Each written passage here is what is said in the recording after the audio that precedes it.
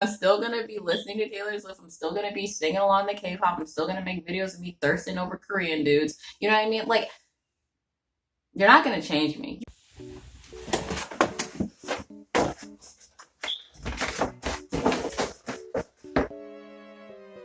This poster, I got it from FYE. I had it on my wall. It actually fell on me while I was sleeping. I had it above me. You know how Catholics have like a picture of Jesus or God like above their bed while they're sleeping? I heard they do that, but I had like Taylor Swift and she fell on me in the middle of the night. It was so creepy. What up, Crackhead Nation? It's your girl Princess, and today I'm going to be talking about my experience as a Black Taylor Swift fan. You guys already can't tell, I really like Taylor Swift. But this video isn't just about Taylor Swift. This video is kind of about a larger problem that I've had with just my community personally. And if you guys don't know or are blind, I'm a Black American. I'm an African American. And I have had a unique experience being a fan of Taylor Swift. Now, I want to talk about just real quick, kind of like my entrance to the fandom. So basically, I became a huge Taylor Swift fan around 1989. I love like synth pop and just everything pop music. So when she came out in 1989, I was like, magnum fucking opus of pop. Magnum opus of modern pop music. I fell instantly in love with it.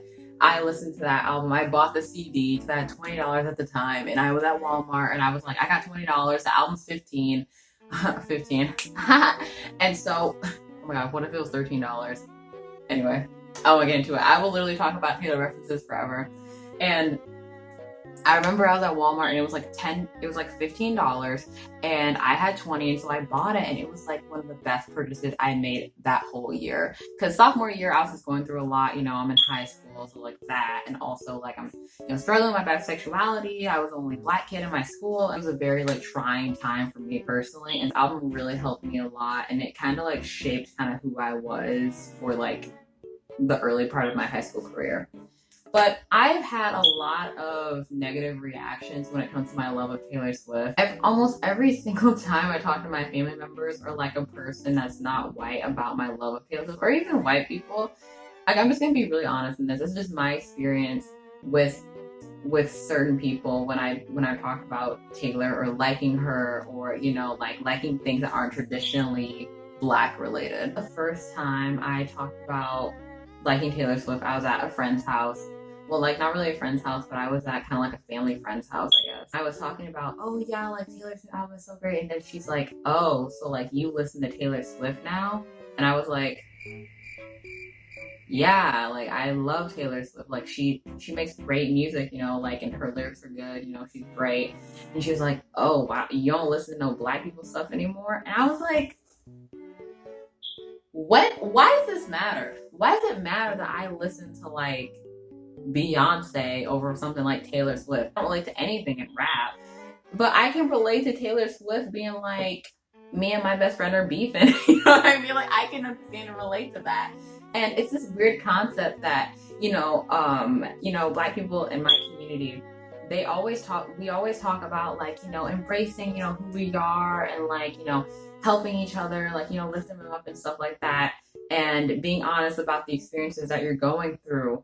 But when I want to listen to Taylor Swift, or when I can find comfort in listening to like Taylor Swift or K-pop, when it comes to that, it's like, oh no, but that's not good enough. You need to listen to like what I want you to listen to. It's like, that's not really how this works. You know what I mean? Like, it doesn't work like that. You can't pick and choose. You can't be like, oh, go out and express yourself. And people who have been huge fans of K-pop, people like Black people or people of color who have been fans of like different things that aren't dominantly from their culture, like K-pop and anime, and you know, it doesn't have to just be Taylor Swift. Taylor Swift is just like an example for me personally. People, you know, me talking about, you know, Taylor and what I like about her and stuff like that. They're like, oh, but you can find like a blah blah blah of that. You can find like a Black equivalent of that, blah blah blah. I'm just like, why does it matter? Like, I mean, I understand, like, don't get me wrong, I totally understand, you know, like why people are very like standoffish about, you know, Black people being very into like traditionally white things. It's because African Americans, if you guys aren't from America, or even if you are from America and you weren't taught properly about Black history, which most people were not,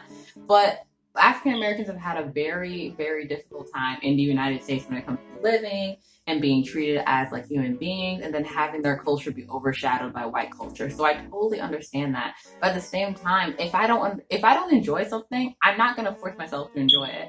If I can fucking cry about my first ever breakup at 3 in the morning to Taylor Swift instead of Beyonce, I don't understand why that's an issue. You know, it's like, if I'm a black person and I'm expressing myself in a healthy way, and I'm not I'm not downgrading or diluting the culture, then there shouldn't be any issues. But there is issues, because a lot of black people, they want you to do like kind of black only things, like black only events, black only culture. And I think there's a great space for that, and I think there's a great time for that. But when it comes to personal expression, you shouldn't expect all black people to like all black things. It's kind of offensive to think that just because I'm black, that I would like a black equivalent of Taylor Swift. It's like, no. Instead of assuming that we have a black equivalent of Taylor Swift, how about we just make that black equivalent of Taylor Swift? You know, let's like lift her up instead of being like, oh, she's the black version of this, because that once again dilutes the culture. So it's kind of like black people, at least like the black people that I talk to, like, they don't want me involved in white culture, but it's just like, I don't know. Like, it's just, I mean, I know why, but just because I know why doesn't mean it's okay. Why does it have to be this thing where you have to pick for me? You know, why can't I just enjoy something? And like I said, I completely understand that, and our history obviously shows that, but we kind of just have to move on. You know, I don't mean like forget slavery, you know, all that stuff. I do not mean that. I mean in the terms of, you know, like only being like, oh, well, if you like the most basic like Becky thing, then like you're canceled, or oh, blah, blah. It's like, okay, try to cancel me, girl. I'm still gonna be listening to Lover, Stream Lover, okay? I'm still gonna be listening to Taylor Swift. I'm still gonna be singing along to K-pop. I'm still gonna make videos of me thirsting over Korean dudes. You know what I mean? Like, you're not gonna change me. You can cancel me all you want. You're not gonna change me. You know what I mean? Oh my gosh, I have enough data, so the last like 10 minutes of the thing got canceled. But basically what I was saying is that if you're not disrespecting like a black space, and if you're personally like, you feel more connection to like a certain like concept that's not dominant in your culture, that's okay. You know, we shouldn't be shaming people who are not a part of a certain culture that enjoys like a certain thing, like a certain aspect of another culture, because that's just taking us back. That's literally just like drawing it back. Okay, well, you can't sound like this. You can't dress like that. You can't look like that. You don't look like the rest of us. So why would, you know, it's kind of like what we're not trying to do, but we're just doing it to ourselves. So in turn, the reason why I make the video is because I know so many people are going through this exact same thing, and they're basically a minority in their minority group already, and it's hard and difficult, but you can't just stop. And it's your job to pursue whatever you want to pursue, to enjoy whatever you want to enjoy, and not let people limit you. Oh, you can't enjoy K-beauty, you're black. Miss Darcy is shaking, okay, and be successful, she's shaking.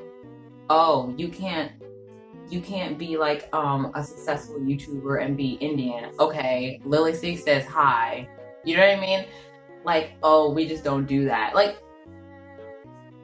yeah, we don't do it. Maybe we should start doing it. Maybe we should start broadening our horizons. Maybe we should have black people being invited to KCON. Maybe we should have, like, you know what I mean? Like, looking more at our differences is going to keep us in the same mindsets we've been in. Don't ever dilute things that you enjoy because they're not dominant in your culture, okay? And sometimes you just have to make the space for yourself. I, unfortunately, went through most of my teenage years just secretly hiding the fact that I love K-pop, and like one day I just became tired of it. Like, I'm tired of it, no more. But I just got tired. Like, I was like, you know what? I love Chanyeol more than any black man I've ever seen in my life. I love Rosé more than any woman I have seen in my life. And that's okay. That is perfectly fine. I came to realize, from being bullied and stuff, about liking, traditional things that aren't like black, like loving Taylor Swift or doing self-taught Korean, which I've done, and having everyone be like, that's weird. It's taught me to be like, hey, like this is awesome. Like I love being different. Being different's fun. It's not like Riverdale, like cringy ass Jughead post where it's like, I'm a weirdo, blah, blah, blah. It's not like that. It's creating a space for yourself and a space for others where they can feel like they belong and that we're all crackheads. Like, that's why I start Crackhead Nation, because like we're all crackheads, we're all fun.